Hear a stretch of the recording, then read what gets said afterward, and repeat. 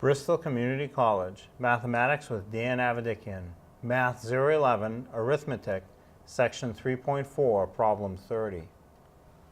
This is Section 3.4, Problem 30. It says, if Tim buys 9.2 gallons of gas at $2.79 per gallon, how much does he pay altogether? So you multiply the number of gallons times the price per gallon, which will be 9.2 times 2.79. Number of gallons times price per gallon.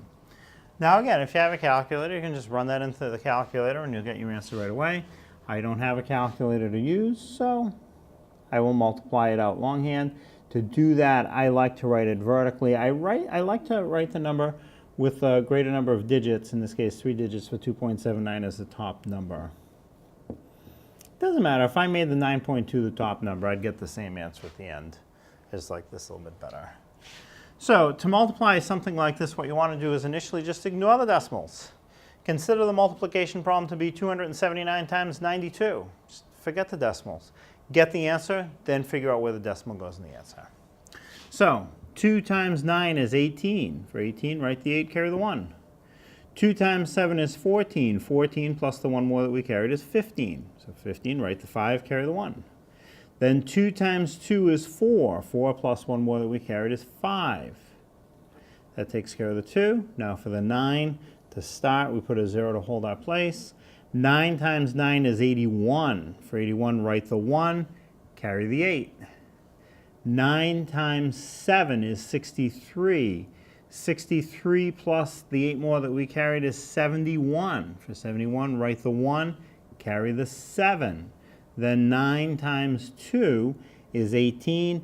18 plus 7 more that we carried is 25.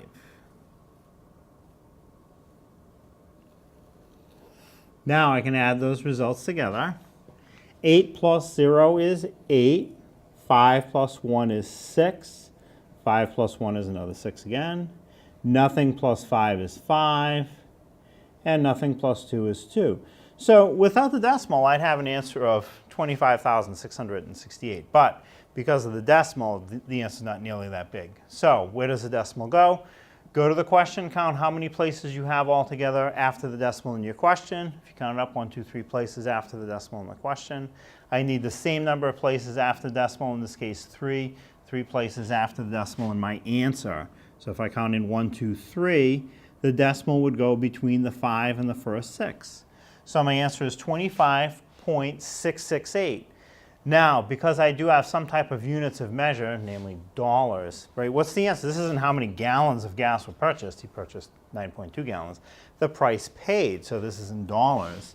So my answer is $25.668. Now, because we don't measure dollars more than 2 places after the decimal, you really don't need to write that third digit out. But I don't want to just let it go. I want to round it. To do the job properly, I want to round this to $25.67.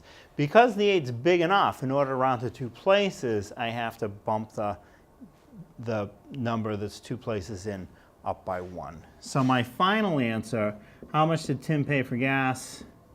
$25.67.